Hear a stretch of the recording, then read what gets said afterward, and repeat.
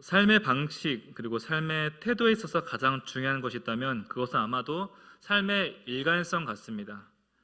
믿음을 가진 사람과 믿음을 갖지 못한 사람을 구분할 수 있는 것도 우리가 주일에 교회를 가느냐 안 가느냐, 식사 시간에 기도를 하느냐 안 하느냐 그것이 아니라 삶의 태도의 문제, 즉 일관성에 있다고 생각을 합니다. 우리는 하나님 앞에서 살아갑니다.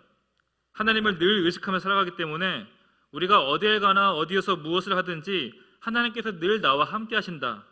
이 임마누엘 신앙이야말로 우리의 삶과 믿음을 규정하게 됩니다. 그래서 하나님께서 늘 내 앞에 함께 하신다. 어딜 가든 하나님께서 나와 동행하신다는 이 믿음 때문에 우리는 어느 장소에 있든 누구를 만나든 무엇을 하든 변함없는 사람이 될 수 있는 것이죠. 이 믿음이 왜 중요하냐면 만약 하나님이 계시지 않는다면, 우리에게 하나님이 믿는 그 믿음이 없다면 우리는 어떤 사람이 되겠습니까? 시시각각 달라지는 사람이 될 수밖에 없는 것이죠. 우리가 하나님에 대한 인식이 없으면 우리는 나보다 뛰어난 사람을 만나거나 괜찮은 사람을 만나면 주눅이 듭니다. 눈치를 보게 되고 신경이 쓰입니다. 반대로 나보다 시원찮은 사람 만나면, 부족한 사람 만나면 바로 교만해지죠. 우쭐대고 우월감을 느낀다는 것이죠. 이 사람한테는 어떻게 처신을 해야 되나? 아까 그 사람이 한 말 그 뜻이 무엇이었을까? 그때그때 닥치는 그 상황에 따라서 그때그때 드는 마음으로 살아가야 하니 얼마나 힘이 들겠습니까? 이렇게 하루 종일 수시로 요동치고 시시때때로 변하는 마음을 가지고 살아야 하니 삶 자체가 고단할 수밖에 없다는 것입니다. 하지만 우리가 하나님 앞에 서 있는 신앙으로 살아간다면, 하나님께서 나와 늘 함께 하신다는 그 임마누엘 신앙이 차오르기 시작한다면 우리가 누구를 만나든 하나님이 함께 하시기 때문에 한결같은 모습으로, 무엇을 하든 그 현장에 주님이 함께 계시기 때문에 일관된 삶을 살아갈 수 있게 된다는 것이죠. 그래서 믿음이 있는 사람은 이 사람이 무슨 생각을 하나, 이 사람은 무슨 꿍꿍이일까, 어떻게 대처해야 되나 계산하는 삶이 아니라 일관된 삶을 살 수 있게 됩니다. 요셉처럼 주인이 보든지 보지 않든지, 보디발의 아내가 강요를 하든지 하지 않든지 일관된 모습을 우리는 유지할 수 있다는 것입니다.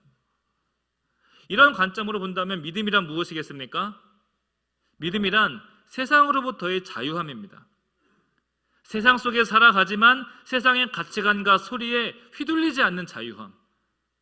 시시때때로 변화되는 이 세상 속에서 일관된, 변치 않는 삶을 살아갈 수 있는 그 능력, 이것이 바로 하나님께서 우리에게 주시는 그 믿음의 능력이라는 것입니다. 복음서를 보면 예수님께서 제자들에게 믿음 없음을 책망하신 적이 있습니다. 마태복음 8장 말씀이죠. 믿음이 작은 자들아. 마가복음에서는 어찌하여 믿음이 없느냐? 누가복음에서는 너희 믿음이 어디 있느냐? 이게 다 같은 사건인데, 이게 어떤 사건이냐면 제자들이 예수님과 함께 배를 타고 가는 중이었습니다. 근데 그 중에 풍랑을 만나게 됩니다. 그때 제자들이 뭐라고 말합니까? 주여, 우리가 죽겠나이다. 어찌하여 우리를 죽게 내버려 둡니까? 좀 전까지 제자들은 예수님과 함께 다니면서 기세가 등등했습니다. 내가 따르는 예수님께서 귀신도 굴복시키시고 병자도 치유하십니다. 다니시는 곳마다 인내를 이루고 있습니다. 그런 놀라운 분께서 직접 선택하신 제자라고 하니 얼마나 기세가 등등했겠습니까? 그렇게 기세가 하늘을 찌르다가 풍랑 앞에서 그들의 믿음이 완전히 발가벗겨집니다. 제자들은 자기 자신은 남들과 다른 뭔가가 있다고 생각을 했습니다. 그런데 풍랑 앞에서 주여, 우리가 죽겠나이다. 어찌하여 죽게 내버려 두십니까? 상황이 좀 바뀌었다고 이제는 예수님을 원망하고 있다는 것이죠. 그런 제자들을 향해서 예수님께서 책망하시죠. 믿음이 작은 자들아. 여러분, 하나님께서 우리에게 원하시는 믿음이란 무엇이겠습니까? 제가 좀 전에 믿음을 뭐라고 규정했습니까? 세상에 흔들리지 않는, 휘둘리지 않는 자유함이야말로 바로 믿음이라고 했습니다. 하나님께서 원하시는 믿음이란 다 버리고 주를 따르겠습니다, 신학교 가겠습니다, 선교지 가겠습니다, 이런 게 아닙니다. 상황과 환경에 따라 바뀌는 그런 삶의 태도가 아니라 감동 좀 받았다고 헌신하겠습니다, 은혜 받았다고 헌금 만나겠습니다, 이게 아니라 어떤 상황 속에서도 하나님께서 함께 하심을 믿는 일관된 믿음을 원하신다는 것이죠. 신방이나 상담을 할 때 목사 앞에서 하는 이야기가 있습니다. 대개 목사 앞에서는 점잖게 이야기하십니다. 그리고 좋은 이야기만 합니다. 그런데 분명 같은 내용의 이야기인데 목사 앞에서 하는 이야기와 옆 사람과 하는 이야기가 다를 때가 너무나 많다는 것이죠. 목사 앞에서는 염려와 고민의 모양으로 다가옵니다. 약한 자의 모습으로 오고 겸손과 연민이 필요한 사람의 모습으로, 그야말로 기도 아니면 살아갈 수 없는 사람의 모습으로 다가옵니다. 그런데 왜 다른 데 가서는 비방과 험담의 모습으로, 힘센 자의 모습으로 살아가냐는 것이죠. 여러분, 무엇이 진짜입니까? 회사에서 인사 고과할 때도 마찬가지죠. 윗사람한테는 너무나 잘합니다. 그런데 아랫사람은 쥐잡듯이 합니다. 어떤 사람은 위아래로는 잘합니다. 근데 옆 사람한테는 안 그렇다는 것이죠. 비방과 험담으로 살아갑니다. 저는 그것을 전형적인 믿음이 없는 사람의 모습이라 생각을 합니다. 믿음이 있으면 아랫사람이건 윗사람이건 옆사람이건 달라질 이유가 없다는 것이죠. 하지만 우리에게 믿음이 없으면 어떻게 됩니까? 하나님이 나와 함께 하신다는 그 인식이 없으면 우리는 만나는 사람마다 내 생각과 내 기준으로 맞춰 살아가야 한다는 거예요. 피곤한 인생이 될 수밖에 없다는 것이죠. 큰 조직일수록 이런 게 더 두드러지게 나타납니다. 어떤 사람은 그 회사의 대표나 사장을 만나러 갈 때 그냥 못 들어가죠. 얼굴을 바닥에 대고 들어갑니다. 그런데 문 밖에 나올 때는요, 반대로 허리가 뒤로 제껴지죠. 사장실 들어갈 때는 임금님 모시듯이 그렇게 공손하고 온갖 미사옥을 다 쓰다가 밖에 나오면 세상에 이런 아나무인이 없습니다. 그런데 여러분, 그런 사람들이 승진이 빠르고요, 소위 출세하는 게 세상이죠. 여러분, 출세란 무엇입니까? 성경에서 말하는 출세란 무엇입니까? 출세란 세상으로부터 빠져나오는 것이 출세이지 않겠습니까? 세상에 우뚝 서는 것이 아니라 세상에서 한 발 빼는 것이 출세입니다. 우리가 교회에서 늘 출애굽을 이야기합니다. 출애굽이란 무엇입니까? 하나님의 백성의 그 고통과 신음소리를 들으시고 거기서 빼내신 사건, 애굽의 통치와 압제와 억압에서 벗어나는 것이 출애굽이죠. 즉 세상 통치에서 벗어나서 주님의 나라와 백성이 되는 것이 출애굽이듯이 출세는 세상 나라에서 벗어나는 것입니다. 세상의 가치관, 세상의 방식에서 한 발 빼는 것이 그리스도인에게 출세라는 것이죠. 그런데 우리의 목표는 사실 세상이 말하는 출세에 있습니다. 다들 출세를 소망하고 출세를 위해서 어릴 때부터 많은 공을 들이며 살아갑니다. 하지만 여러분, 그렇게 우리가 흠모하는 이 세상을 보십시오. 쉼이 있습니까? 끝없는 경쟁, 전쟁, 전염병, 억압과 피로. 이 러시아 군인들은 우크라이나를 왜 침공하는지 그 이유도 모르고 침공하고 있다고 합니다. 이유도 모른 채 바쁘고 이유도 모른 채 우리의 인생을 허비하며 살아가는 것이 이 세상이라는 것이죠. 우리가 살아가는 이 세상이야말로 바로 반드시 출애굽해야 되는 애굽 세상이라는 것입니다. 그렇기 때문에 여러분, 진짜 출세는 하나님 붙드는 겁니다. 수시로 바뀌는 이 세상 붙잡고 유행 붙잡고 따라가는 것이 아니라 영원토록 변치 않는 그 말씀 붙들고 의지하며 살아가는 것, 하나님이 가르쳐주신 그 방식으로 살아가려고 부단히 애쓰고 버티는 삶이야말로 진짜 출세임을 믿으시길 바랍니다. 우리가 이 믿음이 없으면 어떻게 됩니까?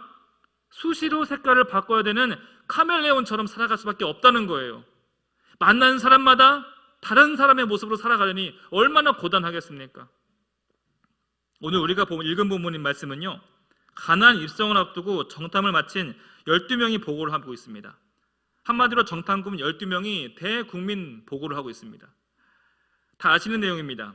이들은 서로 정반대의 내용을 보고합니다. 10명은 그 땅에, 가나안 땅의 형편을 보고서 이 땅엔 거인들이 삽니다. 우리는 메뚜기입니다.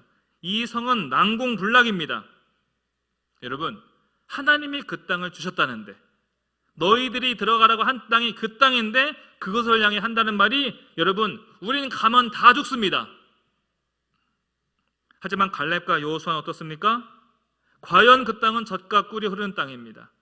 그 땅은 하나님이 주신 땅이고 그들이 아무리 강하다 한들 그들은 우리 밥입니다. 이렇게 상반된 보고를 하고 있다는 것이죠. 제가 설교를 준비하면서 잠시 10명의 정탐꾼 입장에서 그들의 편이 되기로 결심을 해봤습니다. 그들이 그렇게 뭘 잘못을 했나, 이런 생각을 한번 해봤습니다. 한편으로 이해가 됐습니다. 우리가 같은 것을 봤다고 해가지고 다 같은 생각을 하지 않는 것은 당연하지 않습니까? 똑같은 음식을 먹고도 누구는 맛있다, 누구는 맛이 없다, 내 취향이라고 다 할 수 없는 것처럼 그들이 뭘 이렇게 잘못을 했을까? 그런데 이 생각에 금방 멈춰졌던 것이 하나님께서는 사람의 이런 취향과 생각이 잘못됐다고 말하는 것이 아니라는 거예요. 그들이 부정적인 보고를 했다고, 부정적인 생각을 이야기했다고 해가지고 그것을 책망하는 것이 아니라는 것을 깨닫게 되었습니다. 하나님께서는 우리가 하나님의 그 약속을 붙들기를 원하신다는 것입니다.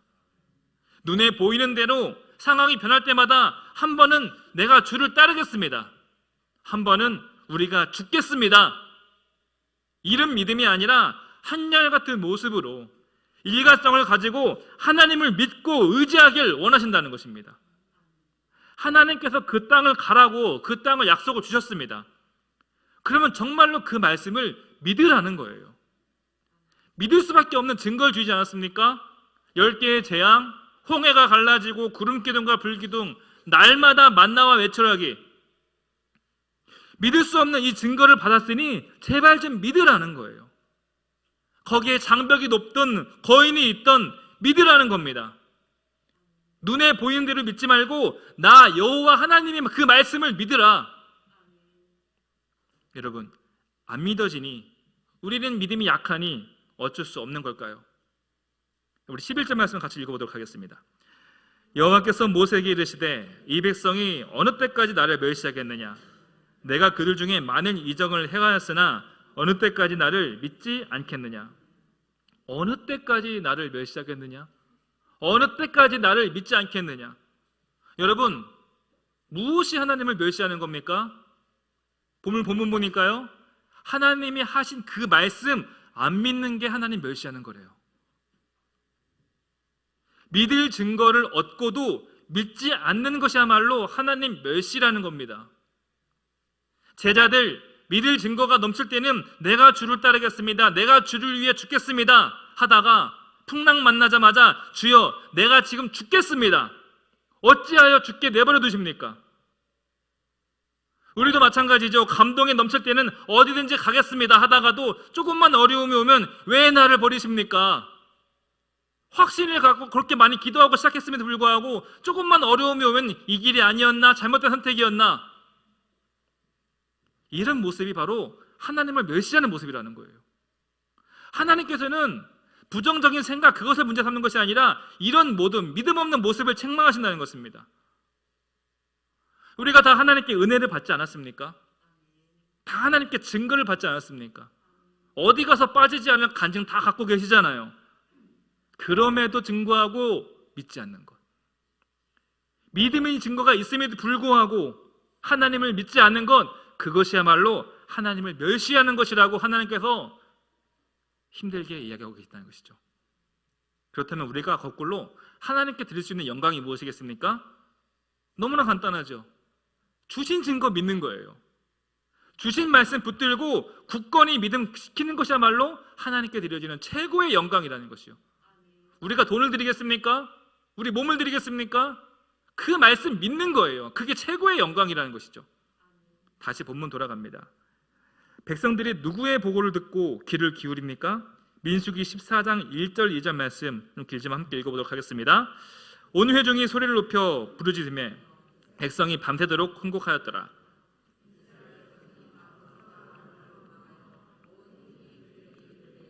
우리가 애굽 땅에서 죽었거나 그 광야에서 죽었으면 좋았을 것을.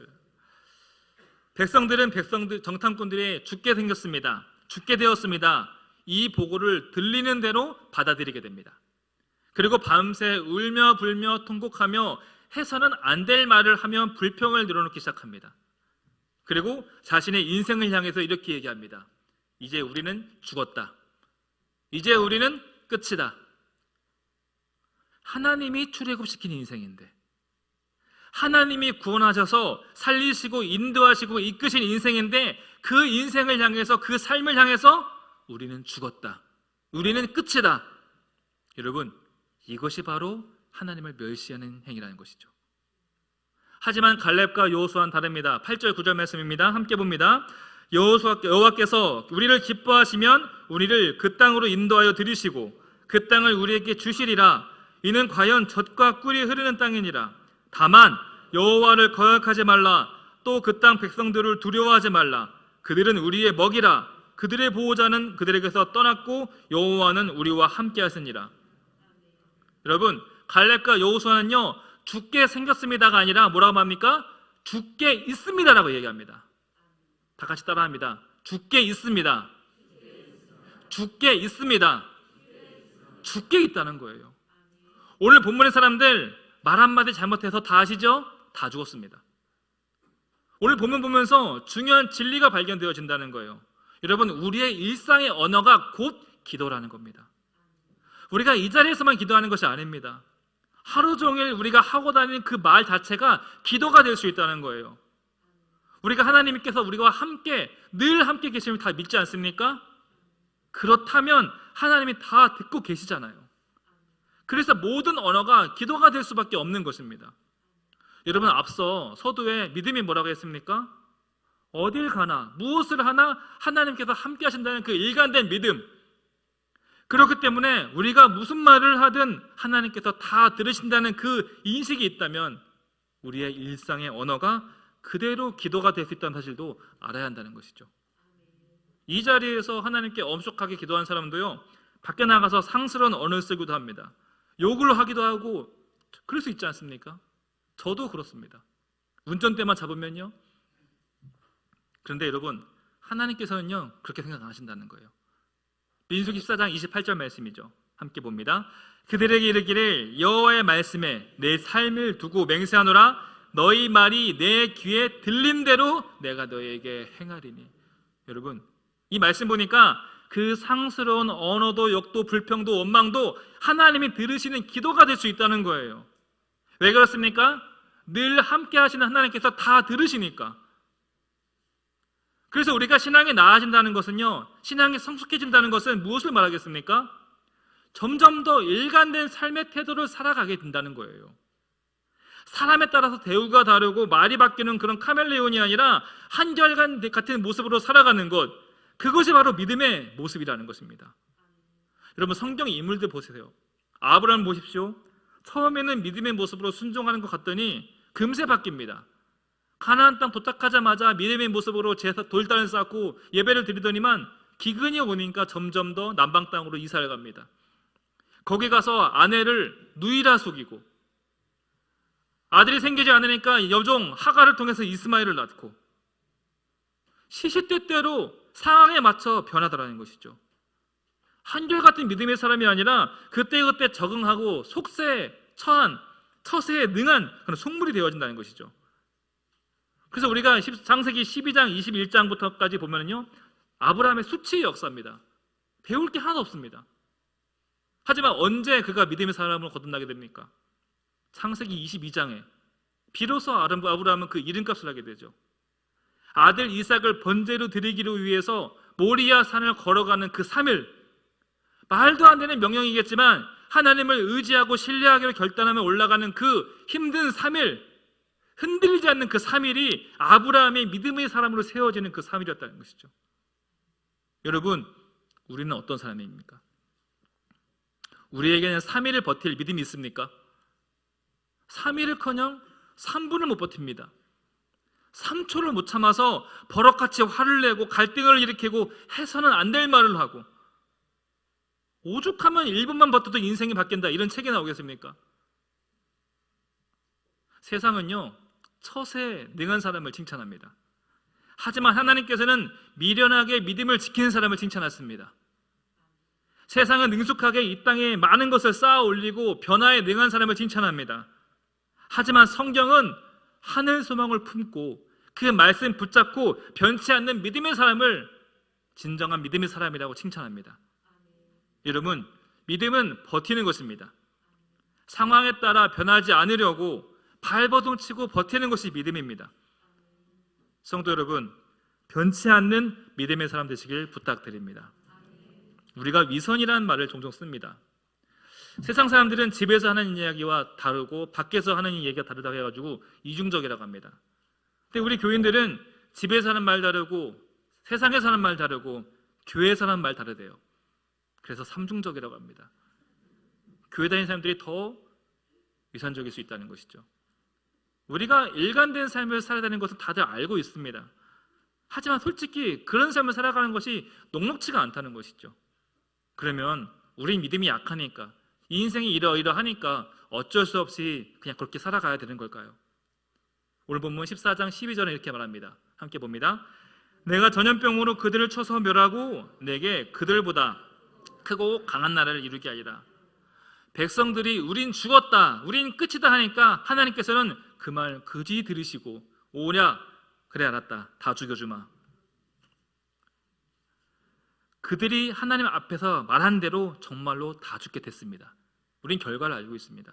여러분, 현실이 이러이러하다고, 세상 흐름이 그러그러하다고, 현실이 녹록지 않다고 우리가 믿음을 부정하는 그런 말들 하는 것, 하나님을 멸시하는 그런 말들, 하나님이 들으시는 기도라는 거예요. 그래서 믿음의 사람은 하나님 바라보며 하나님이 하시겠네 이렇게 말을 해야지, 세상을 바라보면서 어쩔 수 없네라고 말을 해서는 안 된다는 것입니다. 여러분 따라해 보겠습니다. 하나님이 하시겠네. 한 번 더요. 하나님이 하시겠네. 어쩔 수 없네. 아니죠. 하나님이 하시겠네. 우리 언어를 바꿔준다는 거예요. 왜죠? 하나님이 들으시니까. 들으시면 그건 꼭 기도가 되니까. 왜 하나님을 믿는다고 하면서 우리의 생각과 말과 행동 속에서 자꾸 주님을 지우려 하냐는 것이죠. 그런데 한편으로 그게 또 문제가 될 때가 있습니다. 때로는요, 옆에 안 계셔야 할 때도 옆에 계신다는 거예요. 잠깐 다른 데 가셔서 계시는 게 좋을 때가 있거든요. 우리끼리 할 얘기가 있잖아요. 우리끼리 하는 얘기 그런 게 있잖아요. 너만 알고 있어? 그런데 우리 하나님께서 눈치가 없으세요.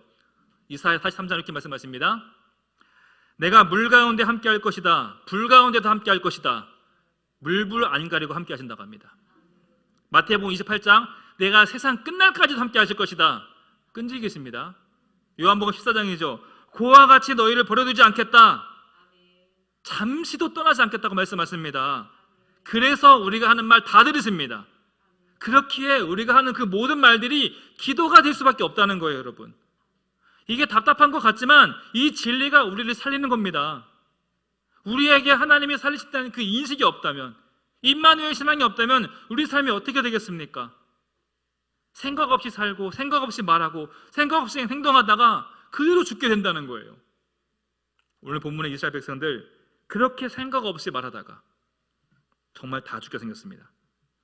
그때 모세가 끼어들게 됩니다. 여기서 우리는 기도의 비밀 또 한 가지를 배우게 됩니다. 기도란 바로 끼어드는 것입니다. 기도는 누군가의 저지른 그 엎지른 무언가를 해결하고 수습하는 자리라는 거예요. 어린아이들 기르다 보니까 부모가 하는 대부분의 일들이 아이들 저지른 일 수습하는 겁니다. 엄마들 하는 일, 하루 종일 하는 일이 무엇입니까? 애들 어지른 거 치우는 거, 엎지른 거 대신 수습하고 닦아주고, 이게 부모의 일인 것처럼 여러분 기도의 자리가 그러합니다. 세상이 저질러 놓은 일들 대신 수습하는 자리, 이것이 바로 기도의 자리라는 거예요. 그럼 여러분 오늘 본문에서 모세가 어떻게 끼어드는지, 어떻게 수습하는지 그것을 보여주는 것이 바로 오늘 본문입니다. 우리 15절 말씀 볼까요? 이제 주께서 이 백성을 하나같이 죽이시면, 16절이죠. 여호와가 백성을 인도할 능력이 없어서 광야에서 죽었다 하리이다. 사실 이게 처음이 아니죠. 이런 비슷한 일이 출애굽기 32장에서 있었습니다. 그때 금송아지 사건 때 하나님께서 이미 백성들을 한번 손 보려고 하셨습니다. 그때 모세가 중간에 끼어듭니다. 32장 32절 말씀이죠. 제발 이들의 죄를 사하소서, 아니면 생명책에서 나를 지워주소서. 여러분 이게 뭐냐면요, 아버지가 무섭게 매를 들고 있는데 어머니가 중간에 끼어들어서 대신 맞아주는 거예요. 엄마 입장에서는 내 자식이 잘못했나 안 했나 이게 중요하지 않습니다. 안 맞는 게 중요해요. 내 자식 안 맞는 게 중요해요. 매 안 맞게 하려고 끼어들어서 차라리 내가 대신 맞는 거, 이것이 바로 기도의 행위라는 것입니다. 그래서 남들을 위해 기도한다는 것은 그 사람의 인생에 내가 하나님의 이름을 걸고 끼어드는 겁니다. 여러분 많이 끼어들고 계십니까? 끼어들어야 옆 사람이 삽니다. 끼어들어야 내 가족이 살고, 끼어들어야 교회가 살고 나라가 살게 됩니다. 함께 따라하겠습니다. 끼어들자.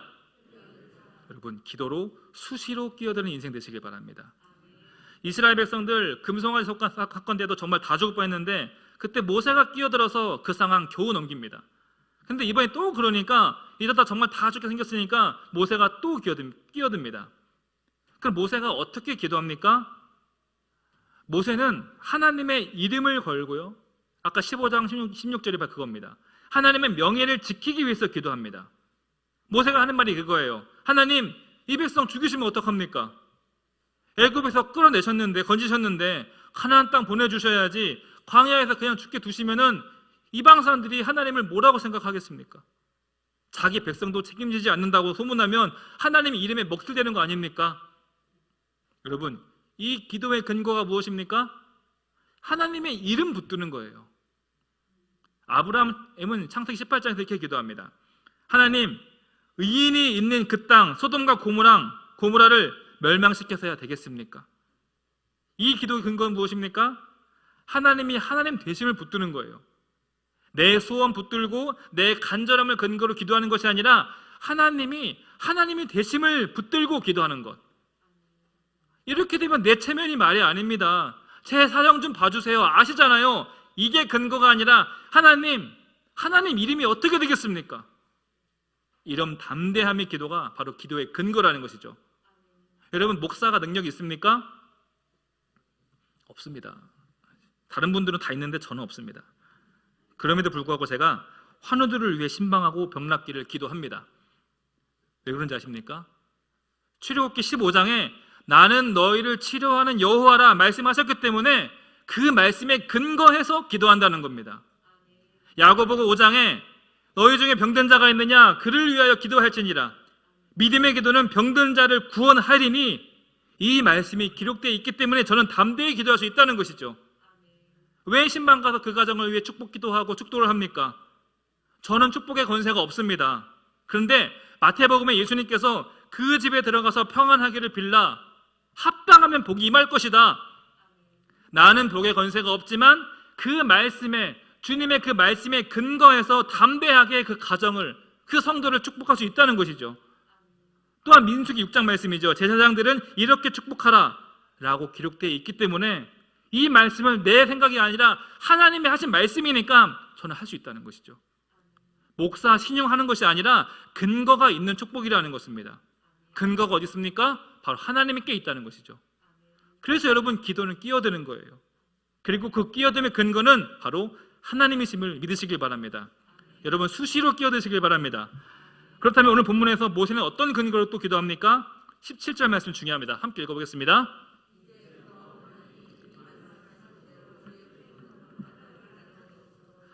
여러분 함께 따라합니다. 이미 말씀하신 대로 모세의 생각, 모세의 뜻을 구하는 게 아니라 하나님 이미 말씀하신 거 있잖아요. 그때 그렇게 말씀하셨잖아요.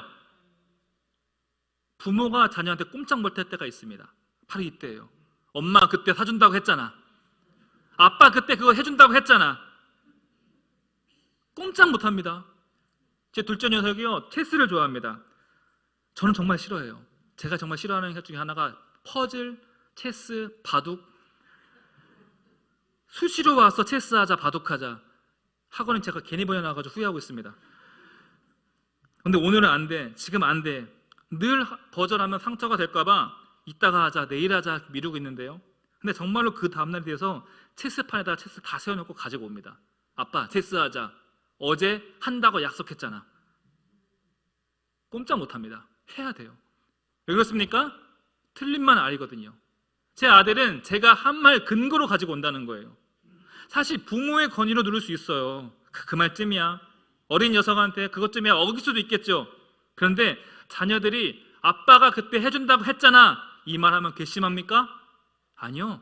너무나 기특해요. 들어줄 수밖에 없다는 거예요. 지금 하나님 앞에 모세가 바로 이런 모습으로 서 있다는 거예요. 이미 말씀하신 그 말씀 근거로 붙잡고 하나님께서 해주신다고 했잖아요. 여러분 18절 말씀 읽어보겠습니다. 여호와는 노하기를 더디하시고 인자가 많으신 하나님이십니다. 이 말씀에도 근거가 있어요. 모세가 괜히 하는 말 아닙니다. 출애굽기 34장 불과 얼마 전에 하신 말씀이세요. 여호와께서 그의 앞으로 지나시며 선포하시되 여호와라 여호와라 자비롭고 은혜롭고 노하기를 더디하시며 인자와 진실이 많은 하나님이라. 신의 산에서 엇갈게 하신 말씀이세요. 하나님 이런 분이시잖아요. 그때 하나님께서 이런 분이라고 약속하셨잖아요. 모세는 할 말이 있다는 거예요. 여러분, 모세가 백성을 위해서 대신 끼어들며 기도하는 그 근거가 무엇입니까? 첫 번째, 내 명예가 아니라 백성들이 딱해서가 아니라 하나님의 명예를 위해서 하나님의 하나님 되심을 근거로 기도했습니다. 그리고 두 번째, 하나님의 그 말씀, 그것을 근거로 기도한다는 거예요.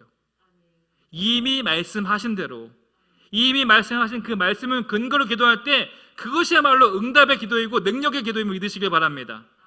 여러분, 우리 하나님 어떤 하나님이십니까?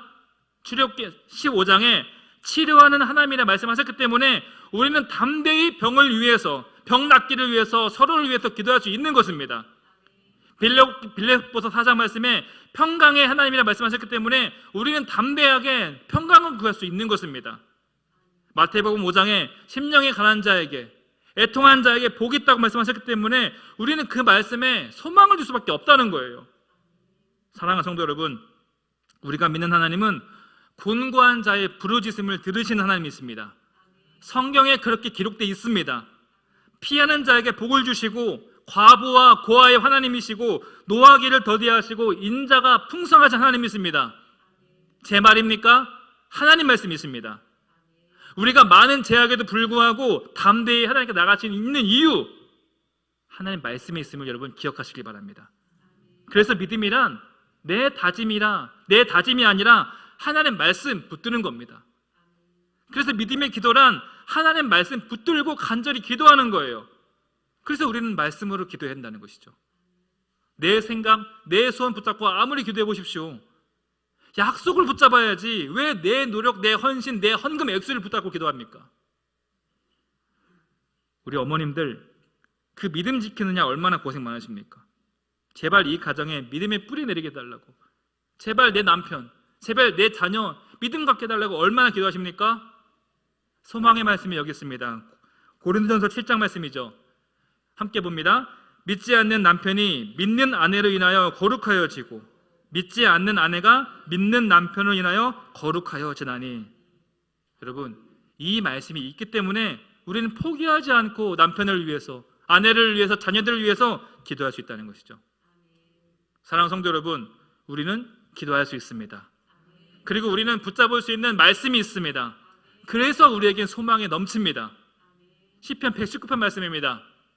내가 주의 증거를 매달려 싸우니 수치를 당하지 말게 하소서. 25편 말씀이죠. 주를 바라는 자는, 함께 봅니다, 수치를 당하지 아니하리라. 아멘이십니까? 주를 의지하는 자 수치를 당하지 않게 하십니다.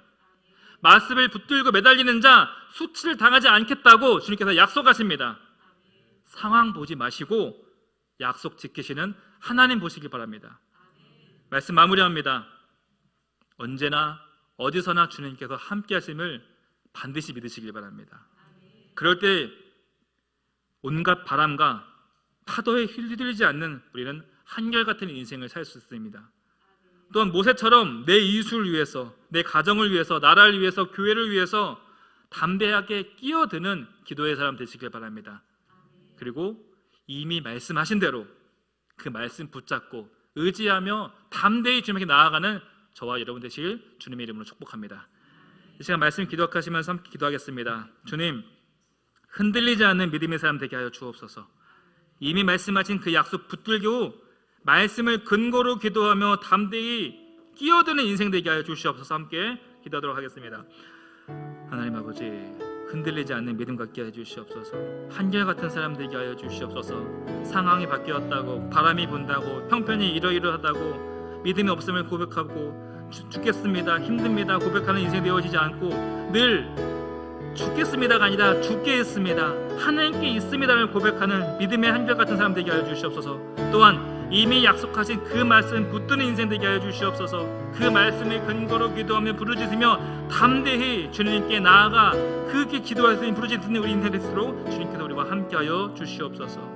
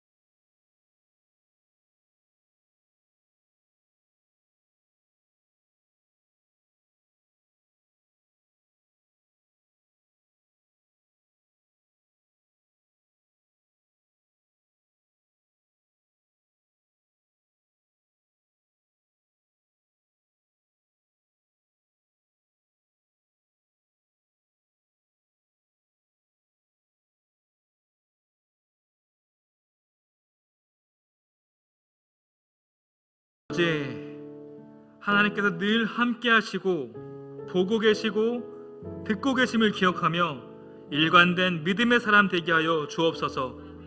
우리가 기도하기를 주저하지 않게 하시고 더욱더 적극적으로 기도하며 부르짖되 말씀으로 기도하고 하나님께 소망을 두며 살아가게 하여 주옵소서. 예수 그리스도의 이름으로 기도드리오며 우리 주 예수 그리스도의 은혜와 아버지 하나님의 크신 사랑과 성령 하나님의 교통하심이 하나님의 말씀을 굳게 믿기로 결단하는 모든 성도들과 그 믿음 위에 함께 하시길 간절히 축원하옵나이다. 아멘.